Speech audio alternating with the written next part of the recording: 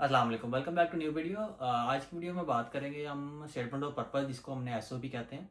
Last की video में आपको बताया था मैंने कि जीएस की रिक्वायरमेंट्स के लिए कौन कौन से डॉक्यूमेंट्स आपको एसेंशियल्स होंगे जो आप लोगों ने प्रोवाइड करने हैं यूनिवर्सिटी को, और वीज़ा और डॉक्यूमेंट्स के लिए भी। तो उसी में से एक इंपॉर्टेंट डॉक्यूमेंट हमारे पास एसओपी है, जिसको हम कहते हैं स्टेटमेंट ऑफ पर्पस। अच्छा, स्टेटमेंट ऑफ पर्पस होता है कि बेसिकली ये कुछ क्वेश्चंस होते हैं जिनका आप लोगों ने उनको आंसर देना होता है, मानी कि पीडीएफ की फॉर्म में या वर्ड डॉक्यूमेंट की फॉर्म में आंसर देके तो आपने यूनिवर्सिटी को सेंड करने होते हैं और अपने वीज़ा डॉक्यूमेंट्स में आपने लगाने होते हैं।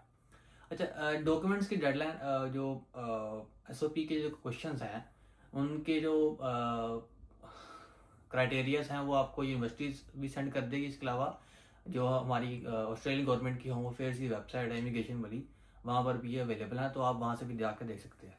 तो इस वीडियो में आपको मैं डिटेल बताऊंगा कि एसओपी जो होती है वो आपने रेडी किस तरह करनी है, कौन कौन से क्वेश्चंस आएंगे उसमें, और आपने क्या क्या चीज़ें लिखनी है। मैं एक ब्रीफ डिस्क्रिप्शन दूंगा, ये नहीं कि मैं हर एक क्वेश्चन का एक आंसर बताऊंगा क्या क्या लिखना है आपने। मैं उस क्वेश्चन का एक ब्रीफ आंसर दूंगा और आपने अपने केस के मुताबिक, अपने फाइल के मुताबिक आपने उसमें अपने आंसर खुद से लिखने होंगे। अच्छा, एसओपी जो स्टार्ट होती है वो हमारे पास सबसे पहला जो चीज़ लिखते हैं वो लिखते हैं जी अपनी इंट्रोडक्शन लिखते हैं कि जी, और मोटिवेशन फॉर फ्यूचर स्टडीज़, जिसको हम कहते हैं कि हम बाहर के मुल्क में स्टडी करना चाह रहे हैं, जाना चाह रहे हैं, वो क्यों जाना चाह रहे हैं, और हम अपना तारुफ बयान करते हैं एसओपी में। पहला एक तरह से क्वेश्चन नहीं होता है, एक तरह से इंट्रोडक्शन होता है। इसमें हमारे पास 4 क्वेश्चन आते हैं। उससे पहले हम एक इंट्रोडक्शन भी दे देते हैं कि इंट्रोडक्शन में, ताकि उनको पता लग जाए कि हम हमारी बैकग्राउंड क्या है, डिटेल्स क्या है, एजुकेशन क्वालिफिकेशन क्या है। उसके बाद फिर हम आगे डिस्कस करते हैं।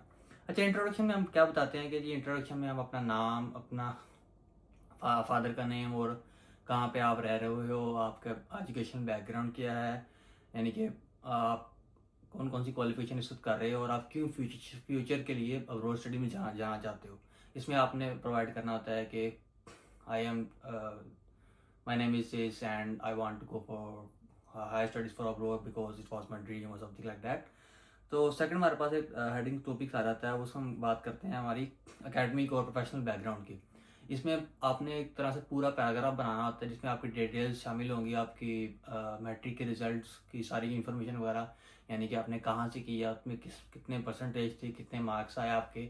उसके बाद आपका मतलब कि कोर्स कौन सा था, यानी कि हम अगर मैट्रिक करें तो वो तो बायोलॉजी वाले ही होंगे, लेकिन अगर आप एफएससी की बात करते हैं तो इंटरमीडिएट में आपके पास कोई some students do FSC pre-medical, some students do FSC pre-engineering, some do ICS, ICOM and lots of more. तो आपने ये बताना होता है कि आप लोगों ने मैट्रिक में क्या क्या किया, उसमें परसेंटेज मार्क्स कितने थे, इंटर में क्या क्या किया, इंटर में परसेंटेज मार्क्स किसके थे, कितने कितने थे, और लास्ट में आपने बताना होता है कि आपके जो यहाँ जो भी इंग्लिश एग्जाम दिया, आइट्स दिया है या पीटी दिया है, उसमें आप लोगों के मार्क्स कितने, ये आप लोगों ने एक डिटेल से इंग्लिश में बताना होता है उनको समरी के तौर पर। नेक्स्ट हमारे पास जो हेडिंग आ जाती है वो हमारे पास आ जाती है जी, आपने ये जो कोर्स चूज़ किया है ये किस तरह रिलेटेड है आपके पिछली स्टडी से। यानी कि मिसाल के तौर पर अगर हम बात करते हैं कि अगर किसी ने एफएससी प्री मेडिकल की हुई है तो आगे वो किसी भी कोर्स में एडमिशन लेगा ऑस्ट्रेलिया में, तो वो ज़्यादातर उन्हीं में लेता है यानी जो मेडिकल से रिलेटेड फील्ड है। यानी कि हमारे पास नर्सिंग आ जाती है, सोशल वर्क आ जाता है, साइकोलॉजी आ जाती है, फिजियोथेरेपी आ जाती है। इस तरह के मुख्तलिफ मेडिकल फील्ड्स हैं जो आगे स्टूडेंट यूनिवर्सिटी में बैचलर्स के लिए जाता है। इस तरह आप आईसीएस की बात कर लेते हैं, इंजीनियरिंग की बात कर लेते हैं, तो उसमें हमारे पास आईटी, सीएस और डिफरेंट इंफॉर्मेशन आ जाती है कि जिसमें बच्चा आगे बैचलर्स के लिए जाना जाता है। तो इसमें बेसिकली आप लोगों ने ये बताना होता है कि आपका पिछला यानी कि बैकग्राउंड क्या था। यानी कि अगर आपने एफएससी प्री मेडिकल की है तो आपका जो न्यू कोर्स है वो आपके उसी फील्ड के रिलेटेड है, या आप लोगों ने अपना फील्ड चेंज कर ली। कुछ लोग ऐसे भी करते हैं कि फील्ड चेंज कर लेते हैं क्योंकि वो एफएससी प्री मेडिकल तक या प्री इंजीनियरिंग तक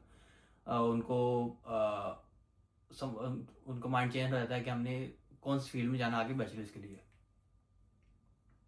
नेक्स्ट हमारे पास हम शो करते हैं कि जी हमारे फैमिली टाइज क्या हैं। ये भी एक हेडिंग हो जाती है कि फैमिलीज, यानी कि आपका पाकिस्तान में आपकी फैमिली है, आपके पास जो इनकम रिसोर्सेज हैं आपके फादर के वो कितने स्ट्रॉन्ग हैं, यहाँ जहाँ जहाँ आप रह रहे हैं, तो वो आप फैमिली के बारे में बताते हैं कि मेरी ये फैमिली है पाकिस्तान में, हम यहाँ पे रह रहे हैं, और हमारे जो होम कंट्री में इतनी इतनी डॉक्यूमेंट्स वगैरह, ये सारा आपने इंग्लिश में एक तरह से प्रोवाइड करना डॉक्यूमेंट।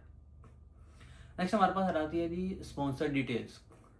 स्पॉन्सर डिटेल्स में आ जाता है कि जो आपको स्पॉन्सर कर रहा है, मिसाल के तौर पर आपके फादर आपको स्पॉन्सर कर रहे हैं, तो उनकी फाइनेंशियल कंडीशंस क्या क्या, अभी आपने पूरा एक पैराग्राफ लिखना है कि my father is my sponsor, So we have like he has this kind of job, he's getting this salary, and he's getting like all the, if you have any rental or leased income, so you have to write down that we are getting like rental properties incomes और lease property income, how much like कितने amount आपको मिल रही है per year या per month.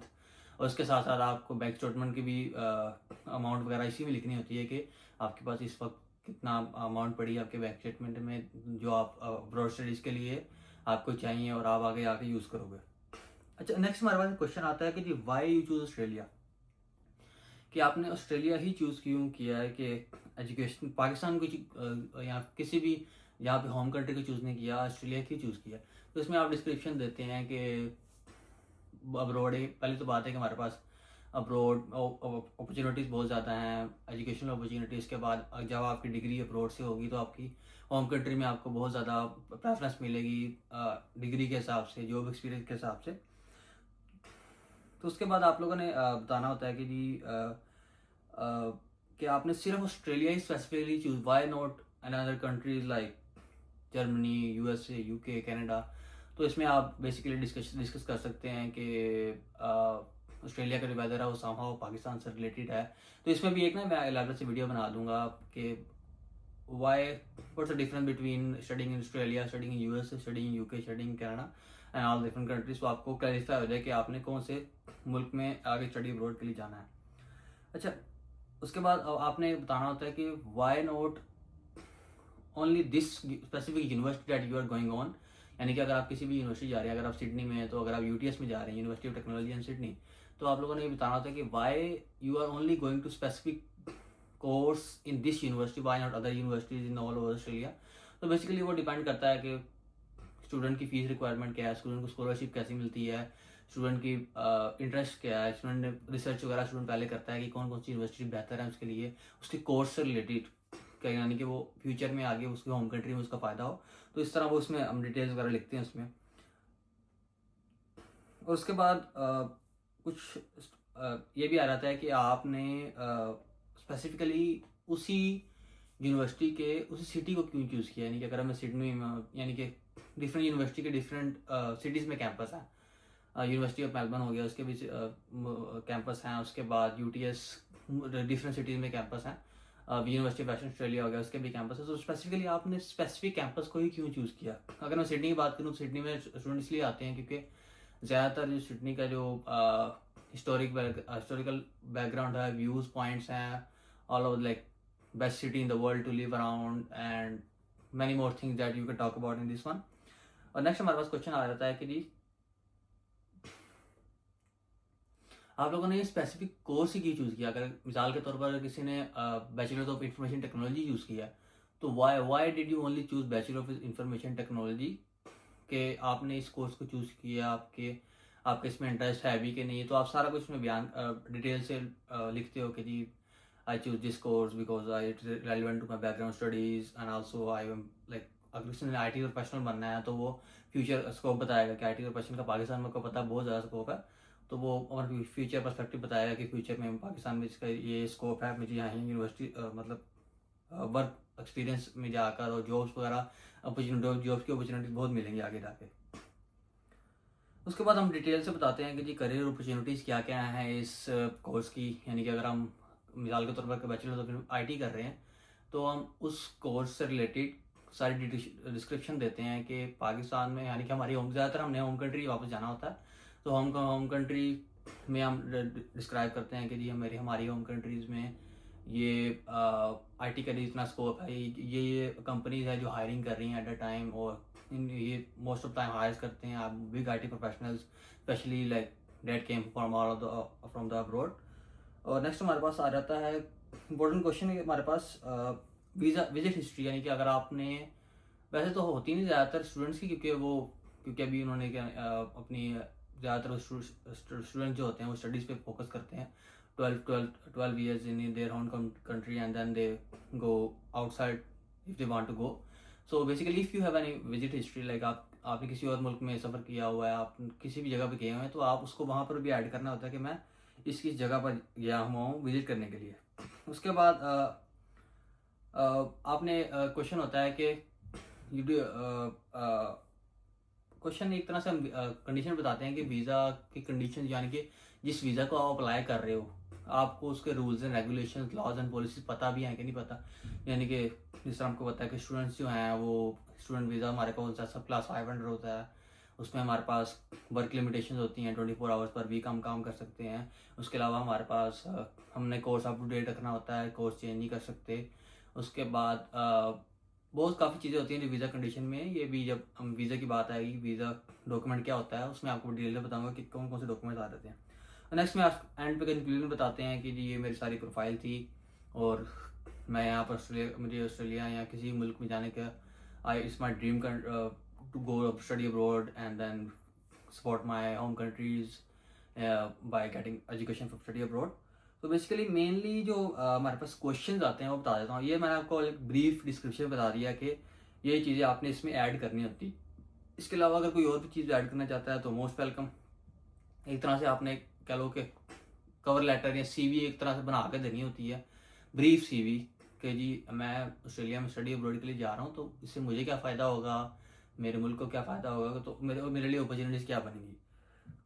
तो basically जो 4 questions main important है वो आपको बता देता हूँ कौन कौन से हैं। तो पहला जो क्वेश्चन होता है वो क्वेश्चन होता है कि जी give details of the applicants current circumstances, like जो अभी स्टूडेंट है उसकी इंट्रोडक्शन क्या है, उसका एजुकेशनल बैकग्राउंड क्या है, उसके फैमिली टाइज कैसे हैं, उसके फादर क्या करते हैं, स्पॉन्सर है वो क्या करता है। उसके बाद सेकंड क्वेश्चन आता है कि जी why applicant is only wishes to study this course in Australia not in the other countries और in his home country. So दे ये होता है सेकंड क्वेश्चन। ये भी मैंने आपको डिटेल से बता दिया क्या क्या लिखना है इसमें। और थर्ड क्वेश्चन होता है जी after completing this course what benefit that the applicant will get, यानी कि इस कोर्स को कंप्लीट करने के बाद आपको कौन कौन से बेनिफिट्स मिलेंगे। और नेक्स्ट हमारे पास फोर्थ क्वेश्चन आ जाता है जी कि सब कुछ बताने के बाद एप्लीकेंट्स अपने स्पॉन्सर की डिटेल, यानी कि गिव डिटेल्स और any others relevant information that applicant wants to provide, like sponsor details, his visit history, his visa condition, ये एवरीथिंग ये हमारे पास ये फोर्थ क्वेश्चन में आ जाता है। और नेक्स्ट में आप अच्छे वर्ड्स में कंक्लूड करते हैं कि ये this was all my description and I want to apply for study abroad for Australia and then yours truthfully and XYZ।